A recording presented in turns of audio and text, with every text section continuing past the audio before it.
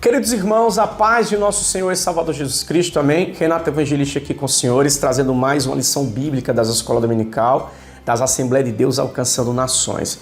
Se você ainda não é inscrito no nosso canal, se inscreve, deixa o like e ativa esse sininho para sempre que a gente estiver postando um tutorial, os irmãos receberem em primeira mão, amém?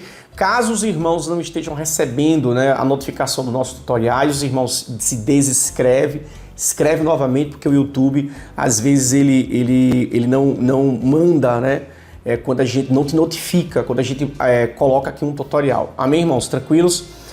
Bom, a gente está estudando a lição do terceiro trimestre do ano de 2020, a lição bíblica que tem por título Princípios Divinos em Tempos de Crise.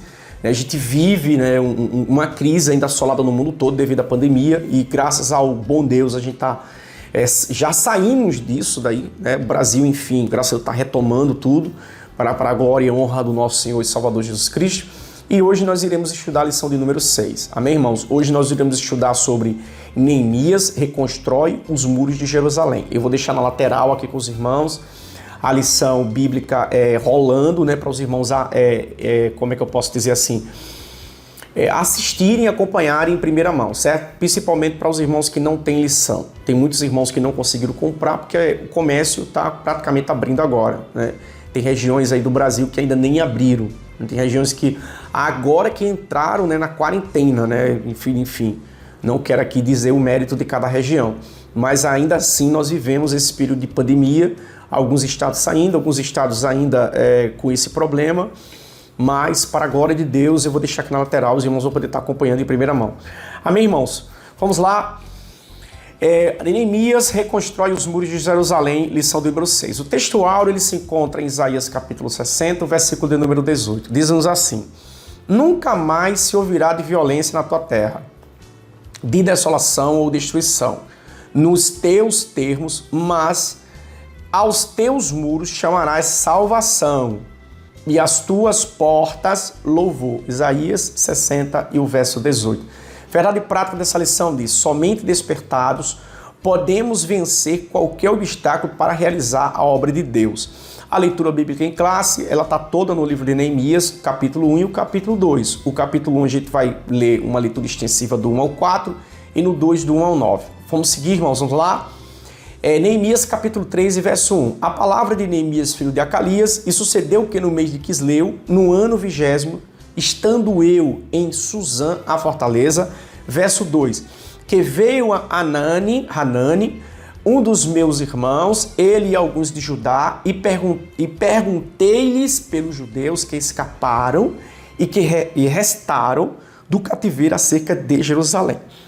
O verso 3, e disseram-me: os restantes que não foram levados para o cativeiro, lá na província estão em grande miséria e desprezo. E o muro de Jerusalém fendido e as suas portas queimadas a fogo. O verso 4, e sucedeu o quê? Ouvindo eu essas palavras, assentei-me e chorei e lamentei por alguns dias. E estive jejuando e orando perante o Deus dos céus. Aí Neemias capítulo agora de número 2, Neemias capítulo número 2 e o verso 1 diz assim: E sucedeu, pois, no mês de Nissan, no 20º do rei Artaxerxes, que estava posto vinho diante dele, e eu tomei o vinho e o dei ao rei. Porém, nunca antes estive triste diante dele. O verso de número 2 diz assim: E o rei me disse: Por que está triste o teu rosto? Pois não estás doente. Não é isso senão tristeza de coração? Então temi muito em grande maneira. O verso 3 diz assim: E disse ao rei: Viva o rei para sempre. Como não estaria triste o meu rosto, estando a cidade, o lugar do sepulcro dos meus pais assolada, e tendo sido consumida as suas portas a fogo? O verso 4, e o rei me disse: Que me pedes agora? Então orei ao Deus dos céus. Verso 5, e disse ao rei: Se é do agrado do rei, e se o teu servo é aceito em tua presença, peço-te que me envies ajudar a cidade dos sepulcros de meus pais, para que eu a edifique. O verso de número 6. Então o rei me disse, estando a rainha sentada junto a ele, quando durará a tua viagem e quando voltarás? E aprouve ao rei enviar-me, apontando-lhe a um certo tempo. Verso 7. Disse mais ao rei, se ao rei parece bem, deem-se-me cartas para os governadores da além do rio, para que me deem passagem até que chegue a Judá. O verso do número 8. Como também uma carta para Zaf, guarda do jardim do rei, para que me dê madeira para cobrir as portas do paço da casa e para o muro da cidade e para as casas em que eu houver de entrar. E o rei mas deu segundo a boa mão de Deus sobre mim, O verso 9. Então vim aos governadores da além do rio e dei-lhes as cartas do rei, e o rei tinha enviado comigo chefes do exército e cavalheiros. O objetivo geral dessa lição é mostrar que Deus foi quem despertou Neemias o desejo de restaurar os muros de Jerusalém. Amém, irmãos? Vamos introduzir pela lição, uma vez que essa lição é uma lição bem extensiva, é uma lição que tem 6 tópicos, ok, irmão? Fora os seus subtópicos. Esse tópico do número 1 é o tópico mais extensivo e os demais são tópicos um pouco mais curtos. Essa lição talvez seja uma lição um pouco mais extensa em relação às demais que a gente já viu aqui, mas porém eu prometo aos irmãos que vai ser uma lição maravilhosa, uma lição esclarecedora, uma vez que aqui fala da reconstrução do muro e o muro fala de salvação, amém? E o muro também fala de proteção. E a gente vai entender nessa lição o porquê que Deus desperta no Neemias acerca da reconstrução do muro, e nós vamos ver os desafios que eles enfrentaram mediante a construção do muro e a estratégia usada por Neemias, a sua organização, a sua liderança na reconstrução desse muro. Amém? São lições que Neemias deixa para mim, deixa para os irmãos, a fim de que a minha vida cristã e a vida cristã dos irmãos sejam a cada dia mais reforçada e que possamos reforçar os nossos muros tapando todas as brechas. Amém? Bom, a introdução dessa lição diz que nessa lição estudaremos como os muros de Jerusalém foram levantados e como Deus levantou o homem certo para executar a sua obra. E a obra era de Deus, o qual, como dono da obra, providenciou tudo o que era necessário para a sua realização, desde a autorização do rei que enviou Neemias até os recursos para custear a construção. Então o nosso Deus, ele providenciou tudo, né? Desde a ordenança, desde os materiais, e o nosso Deus é aquele Deus que quando ele via e ele supre, ele supre todas as nossas necessidades quando ele via. É como diz a palavra do Senhor, e o justo viverá pela fé. Quando Deus envia, quando Deus ordena, quando há um chamado de Deus, Deus cuida. Amém, irmãos? O tópico 1 dessa lição diz assim: Deus responde às orações de Neemias. Subtópico 1. Deus envia emissários a Neemias.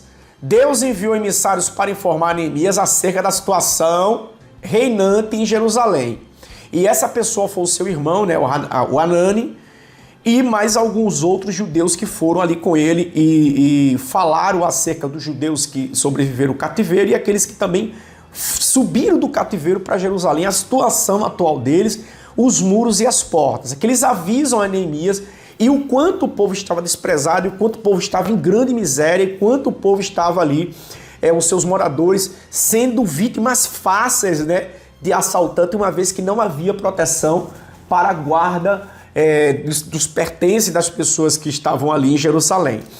O subtópico do número 2, a Bíblia diz que... A Bíblia também nos informa isso, e a lição também fala sobre... E o subtópico do número 2 diz que Neemias angustiado jejua e ora. Irmãos, aqui está uma lição que Neemias traz para a gente, que quando ele escutou sobre a atual situação, Neemias, ele era simplesmente um copeiro do rei, tá? Ele era aquele cara que entregava vinho, ele era aquele cara que experimentava o vinho para saber se o vinho estava envenenado, né? Essa era a função do copeiro. Caso não tivesse, ele dava ao rei e o rei assim o consumia. Então Neemias simplesmente era um copeiro, porém a sua função para muitos era simples, mas era estratégica, porque Neemias estava no lugar certo, servindo a pessoa certa. Então, olha, Deus ele cuida dos mínimos detalhes na hora da execução da sua obra. Quando Neemias escuta, a Bíblia fala lá no próprio livro de Neemias que a gente acabou de ler, até na leitura bíblica em classe, ele se entristece, se angustia, mas ele jejuma e ele ora. Neemias nos ensina aqui duas grandes lições. A lição do jejum e a lição da oração. O jejum é fome de Deus, tá, irmãos? O jejum, quando você jejuma, é como se você tivesse fome de Deus. E a oração é a súplica, é aquilo que você derrama aos pés do Senhor quando você não pode fazer algo ou quando você faz em princípio de louvor ou em princípio de gratidão. Então, Neemias, esse subtópico de número 2 do tópico 1, ele fala sobre a angústia de Neemias. E Neemias, ele se propôs a orar. E o subtópico de número 3 diz assim: Deus responde às orações de Neemias. Ok? Aqui, Deus responde, Deus dá um chamado para Neemias e Neemias logo se prontifica a atender a voz do Senhor. Aí Neemias, quando ele vai servir ao rei, os irmãos leu comigo a leitura bíblica em classe, ele está em grande tristeza, porém o Deus do céu despertou o rei para se atentar a essa tristeza de Neemias, porque geralmente um rei, né, como naquele porte do rei Artaxerxes, que era praticamente dono do mundo, né? Deus entregou todas as nações do mundo nas mãos do rei Artaxerxes, entregou na mão do seu pai Círio, que passou porventura por herança a ele.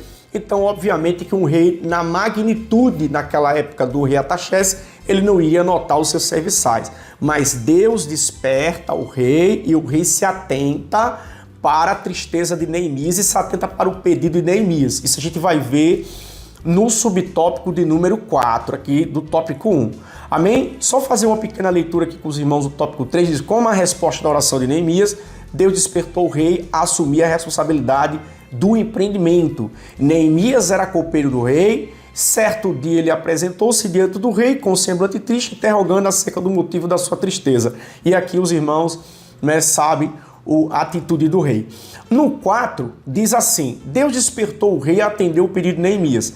Neemias recebeu a carta do rei dirigida aos governadores da região e ainda uma carta com ordem para o que necessário fosse para a construção do muro. Foi dada isso a Neemias, e tudo segundo a mão de Deus sobre Neemias. Deus é verdadeiramente o Deus daquilo que é impossível aos homens, não é impossível diante de Deus. Amém, irmãos? O subtópico do número 1 diz: temos um Deus que ouve e responde às nossas orações. Então esse é o nosso Deus. É aquele Deus que quando Neemias se prontificou em orar, Deus se prontificou em responder a oração de Neemias. Amém, irmãos? Vamos adentrar agora o tópico de número 2. Neemias chega a Jerusalém. Irmãos, nesse tópico, olha a estratégia desse grande homem de Deus quando ele chega em Jerusalém. Neemias, ele recebeu a carta do rei para voltar a Jerusalém e edificar os muros. Ele foi na função de governador. Porém, quando Neemias chega, a primeira coisa que ele procurou saber, ele procurou fazer, assim dizendo para os irmãos, foi verificar cada informação que foi lhe trazida através do seu irmão Anani e dos judeus que foram com eles. Ele foi testificar, ele foi averiguar. Aqui nos ensina uma lição, irmãos, acerca de nós cristãos. Nesses dias nós temos que aprender com Neemias. Por mais que chegue como é que eu posso dizer, uma notícia, né, um comentário acerca de algo, é sempre bom nós fazermos um juízo de verificação, certo? Nós temos que aprender com Neemias, verificarmos as duas partes, e para que a gente possa entender a real situação, se a informação bate, porque às vezes aquela velha informação do telefone sem fio, né? Às vezes a pessoa acrescenta mais um pouco ou ela retira um pouco mais da informação para não impactar tanto. E só a verificação se faz necessária para que a gente entenda a real situação. Então, no subtópico 1, diz: Neemias faz levantamento da real situação do muro.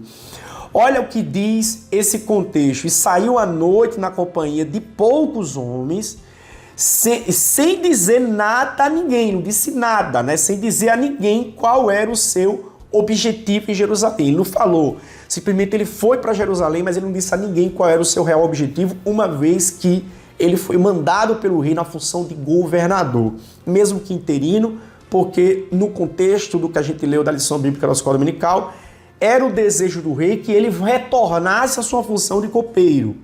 Amém? O subtópico 2 assim: Neemias declara a sua intenção de reedificar o muro. Então vamos lá, primeiro ele checa, ele faz toda uma análise, ele não fala nada a ninguém, mas ele faz toda uma análise, todo um levantamento. Quando ele fez o levantamento, ele reúne o povo, olha só, tendo inteirado da verdadeira situação dos muros de Jerusalém. Neemias convocou os judeus, os nobres, os magistrados e todos os que faziam a obra, e ajuntos reedificarem os muros para que não mais estivesse em opróbrio, declarando-lhe com a mão de Deus lhe fora favorável. Como também as palavras do rei, então disse-lhe a todos: levantemo-nos e edifiquemo-nos, e esforçaram-se as suas mãos para o bem. Neemias, no capítulo número 2, o verso que vai do 17 ao 18. Então, olha como Neemias se portou diante da situação. Ele tinha a missão dada por Deus após a oração e Deus o responde.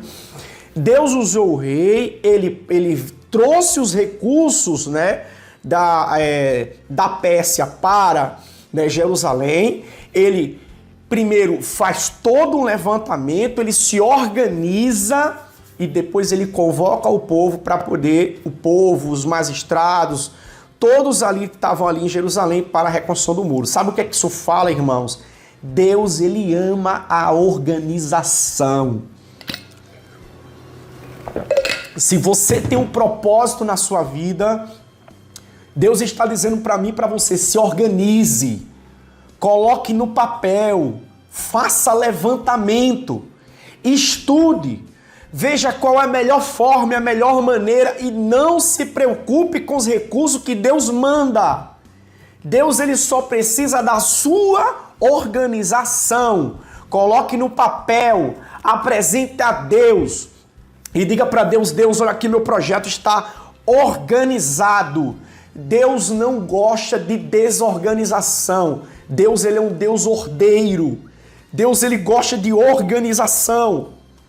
E Deus, ele dá uma missão a Neemias, e Neemias, apesar dele tinha a ordenança divina de Deus para ir levantar o muro, ele tinha a ordenança do maior rei da época aqui na terra, né, o rei Artaxerxes.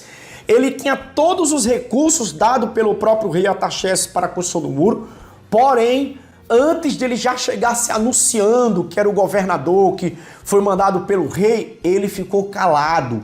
Ele primeiro se organizou, ele primeiro fez um levantamento, e quando estava tudo pronto, tudo organizado, os recursos prontos, tudo pronto, ele convocou o povo e falou a sua real intenção.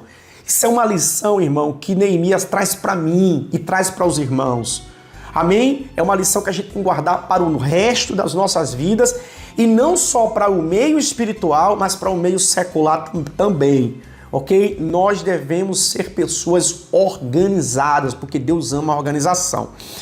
A síntese do tópico 2 diz: com a bênção de Deus e a permissão do rei, Neemias chegou até a cidade de Jerusalém. O tópico de número 3 diz: Neemias inicia o levantamento do muro. Aí a síntese diz assim, o plano de Neemias.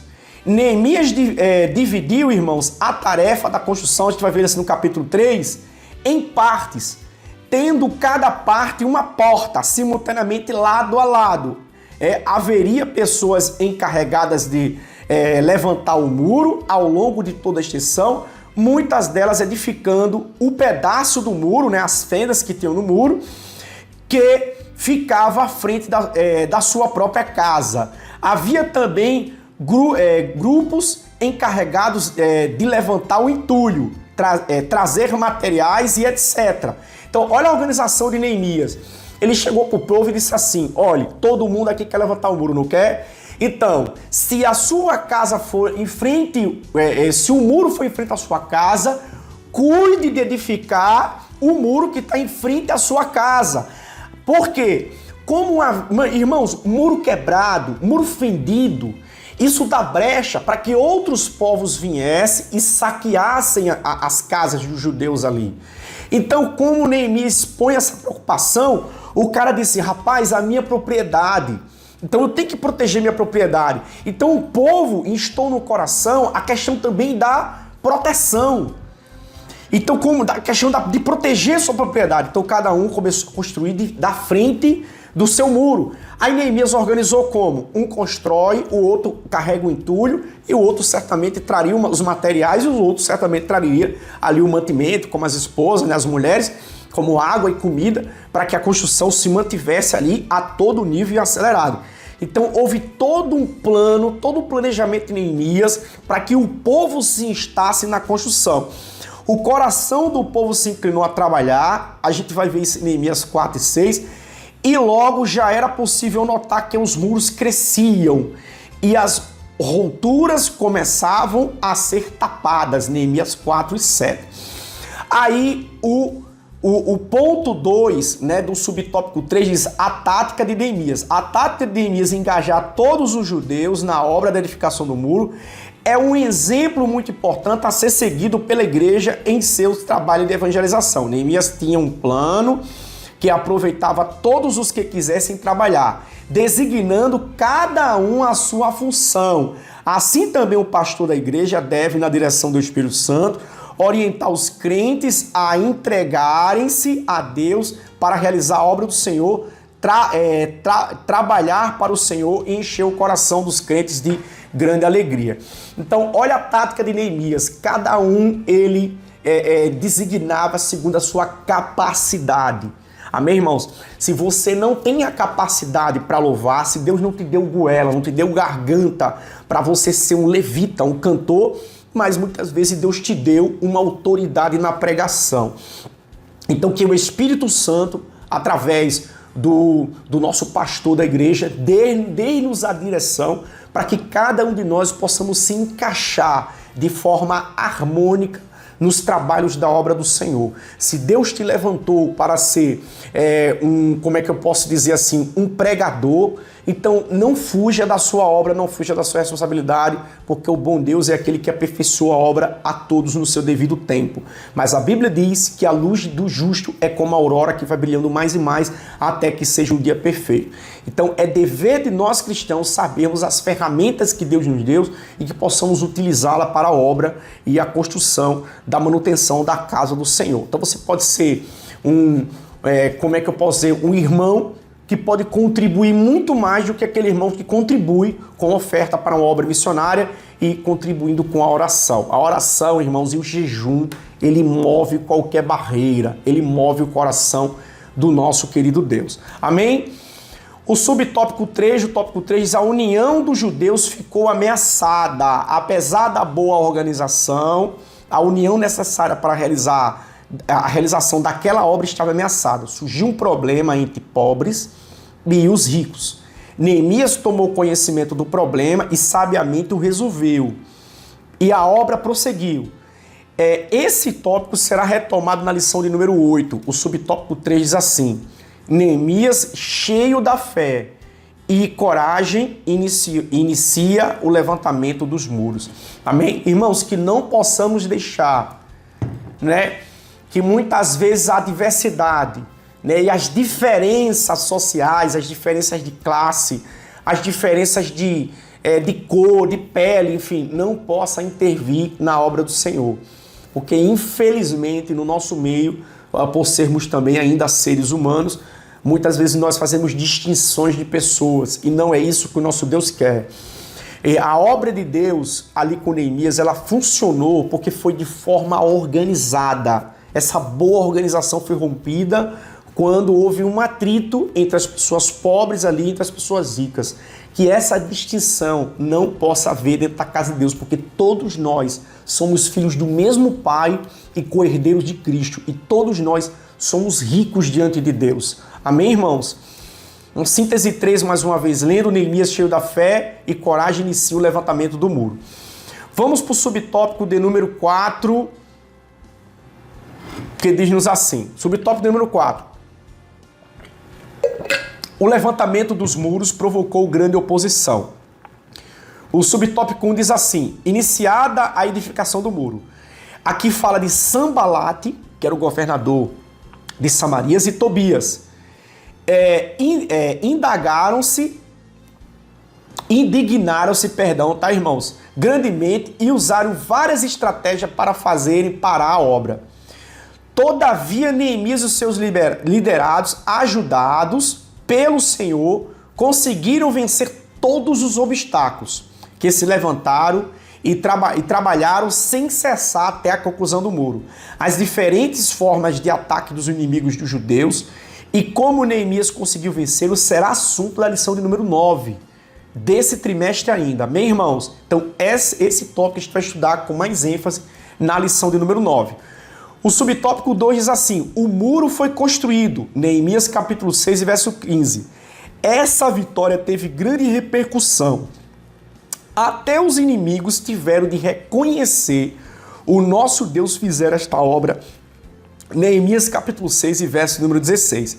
A síntese do tópico 4 diz assim: os inimigos se levantaram para impedir a construção dos muros. Vamos para o subtópico do número 5. O muro foi solenemente inaugurado.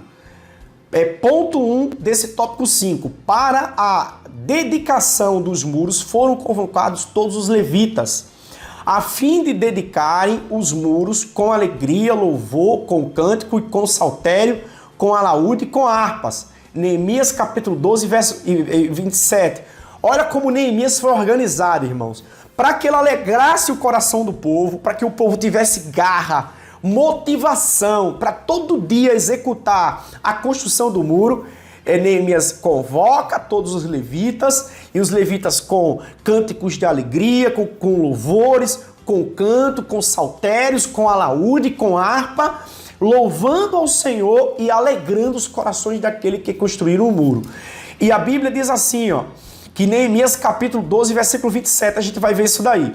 O contexto da lição diz: purificaram-se o sacerdote e os levitas e logo purificaram todo o povo. E as portas e os muros também foram purificados. A gente vai ver isso em Neemias capítulo de número 12 e verso número 30. O ponto 2, o subtópico 5 diz assim: o ato de dedicação incluiu 2 procissões ao longo dos muros, os quais pararam diante da casa de Deus, aonde houve sacrifício. Neemias, capítulo 12, do 30, 38 e 40. A alegria de Jerusalém era tão grande que o som da festa podia ser ouvido de longe. Neemias 12, 43. O subtópico do número 5 diz: Deus deu a vitória ao seu povo e os muros foram solenemente inaugurados. Amém, irmãos? Olha a sabedoria divina, que possamos fazer tudo para Deus, né? Em louvor, em cântico e em gratidão. E que aqui esse tópico nos deixa a lição: se faz necessária a purificação de todos os itens possíveis para que possamos enxergarmos a Deus com o altar consertado, com os nossos muros restaurados em santidade e santificação diante de Deus, porque sem santificação a Bíblia diz que é impossível agradar ao Senhor. Amém, irmãos? É impossível nos achegarmos a Deus sem a santificação. A santificação é o pilar, né? A vida do cristão, irmãos, ela é uma vida progressiva. Ela é uma vida em construção. Quando você aceita Cristo, só voltando aqui no tópico de número 5, quando você aceita Cristo, você declara que Jesus Cristo é o Senhor da sua vida, a sua vida cristã ela passa a estar em construção. A raiz do justo, a luz do justo é como a aurora. Ela vai brilhando mais e mais até que seja um dia perfeito. Hoje você é mais santo do que você foi santo ontem. E hoje você está mais edificado na palavra do que você estava edificado ontem. E assim, sucessivamente. A vida do cristão ela é uma vida em progresso. Ela é uma vida em construção. Amém, irmãos? O subtópico número 6 diz assim, e o último tópico. Os muros trazem ensino simbólico importante. O ponto 1 diz assim, a Bíblia fala de salvação como um muro. E a gente leu isso aí também. E o textual da lição diz isso, aos teus muros chamarás salvação e às tuas portas louvor. Isso a gente leu em Isaías 60, 18. E ainda, uma forte cidade temos a quem Deus pôs a salvação por muro e antemuros. Isaías 26, 1. O que esse tópico está dizendo? Que o nosso muro é aquilo que Jesus falou, vigiai e orai, porque não sabeis o dia e nem a hora que virá o Filho do Homem. E é como a Bíblia diz que nós temos que vigiar porque não sabemos o dia em que o salteador possa adentrar na nossa casa. Por isso que Jesus ele dá uma alegoria falando que se o guarda de Israel não guardar a casa, em vão guardará as suas sentinelas. Nós devemos vigiar e orar e guardar todas as nossas portas e todas as nossas janelas e tapar os muros da nossa vida. Muitas vezes esse muro, irmãos, nós mesmos abrimos eles e damos brecha para que o inimigo mine e a cada dia faça um buraco maior. Eu estou falando de pequenas situações que desagradam a Deus, que muitas vezes nós fazemos vista grossa e que possamos pedir ao querido Espírito Santo força para que essa brecha seja tapada. Possamos vigiar nossas portas e vigiar nossa janela para que de noite o inimigo não venha e roube os nossos pertences. Amém, irmãos? Então, a questão da vigilância e da oração fala do muro. O muro fala de salvação. O muro fala de proteção. O ponto 2 do subtópico 2 diz que o muro da salvação fala da divina proteção que beneficia aqueles que se abrigam dentro dele. Então, o muro naquela época lá de Jerusalém falava de proteção. Porque quando o inimigo viesse para tentar roubar os pertences, ele tinha um muro para poder passar. E obviamente que em cima de qualquer muro daquela época havia sua proteção, havia sua sentinela, havia o seu guarda, certo? Então o muro fala de proteção. Então para que você pudesse adentrar em uma cidade naquela época, se fazia necessário um estudo para que como o exército ia romper o muro. Porque a cidade murada ela tem uma vantagem acerca do inimigo. Porque o inimigo tinha uma desvantagem de tentar romper algo que estava acima da sua capacidade naquele momento, certo? Então foi resultado de um despertamento, o crente despertado sente uma imperiosa necessidade de conservar-se dentro dos muros da salvação, onde ele é protegido pela excelente grandeza do poder de Deus e pode dizer como Paulo, eu sei em quem eu tenho crido e estou certo que é poderoso para guardar o meu propósito até aquele dia, 2 Timóteo, capítulo número 1 e verso de número 12. O subtópico 3 diz assim, o muro da salvação é uma permanente linha divisória entre o reino de Deus e o reino deste mundo. Irmãos, aqui fala o seguinte, é uma divisória, porque a luz não se mistura com as trevas. O reino de Deus é um e o reino da terra é outro, como o reino do mal, o reino do inferno é um outro reino diferente. A Bíblia diz assim, as fronteiras desse mundo foram muito alteradas, porém a fronteira entre o reino da luz e o reino das trevas continua inalterado. O que foi alterado foi muito o reino dos homens. O reinado passa de mãos em mãos a cada tempo, segundo o desígnio da vontade de Deus. A Bíblia diz, eu, o Senhor, não mudo. Malaquias 3,6. O reino de Deus e o reino deste mundo são inteiramente irreconciliáveis. Por que irreconciliáveis, irmãos? Porque nós não podemos servir a dois senhores. E a luz e as trevas não têm comunhão. A gente vê em 2 Coríntios 6,14. Ninguém pode servir a dois senhores. A Deus e a Mamão não. Ou você serve a Deus, ou você serve as riquezas desse mundo. Irmãos, não é pecado o cristão ter riqueza, tá? Não é pecado. O pecado tá você colocar o seu coração em determinado item. Você pode endeusar, né? Um cantor, né? Um pregador, né? O seu carro, a sua família, botando prioridade. Tudo que você coloca em primeiro lugar acima de Deus, tudo que no seu coração consta como seu tesouro acima do Senhor, isso é o seu ídolo. Ok? Tudo que você coloca, muitas vezes sua casa, seu carro, enfim. Eu não estou falando de zelo. Eu não estou falando que você não deva proteger. Eu não estou dizendo que você não deva cuidar. Eu estou dizendo que a nossa premissa tem que estar em Deus. E não é pecado o cristão ter recursos, ter dinheiro, ter riqueza. Porque o nosso Deus é o dono da prata e do ouro. O pecado está você colocar o dinheiro como controle da sua vida. O dinheiro tem que ser o seu servo. Você tem que controlá-lo. Você tem que zelar por tudo que Deus te dá. Mas o teu coração, a tua premissa tem que estar em Deus. Amém, irmãos? Só deixando claro, porque tem muitos irmãos que têm na cabeça que ter recurso, ter dinheiro é pecado. Isso não é verdade. Amém? Isso não é verdade.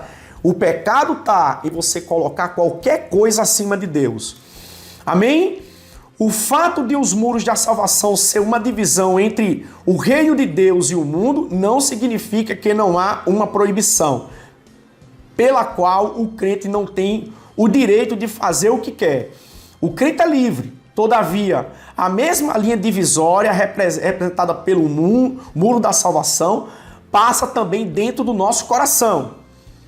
Por isso, Paulo escreveu, a não ser na cruz do nosso Senhor Jesus Cristo, pela qual o mundo está crucificado para mim, e eu para o mundo, Gálatas 6,14. E podemos assim fazer nossas as palavras de Paulo, o que para mim era ganho, reputei-o perda por Cristo, Filipenses 3:7. Finalmente a salvação transforma o crente de tal forma que ele começa a querer aquilo que o Senhor quer e passa a orar, seja feita a tua vontade, Mateus 6:10. O segredo de uma vida cheia do Espírito Santo, quem crê em mim, como diz as Escrituras, rios de água viva correrão dos seus ventres. Amém? Que possamos edificar os nossos muros e que possamos tapar todas as brechas e ficarmos na proteção dos muros do Senhor. Irmãos, mais uma vez eu quero agradecer a todos vocês. A Assembleia de Deus Alcançando Nações agradece a cada um dos senhores por estar aqui. Se você não é inscrito no nosso canal, inscreve. Se você ainda não ativou o sininho, ativa. Deixa o like que é muito importante. E muito obrigado, gratidão por você estar aqui. Que o Senhor Jesus te cubra de bênção e até o próximo domingo para mais uma lição das Assembleias de Deus Alcançando Nações na nossa querida EBD. Obrigado.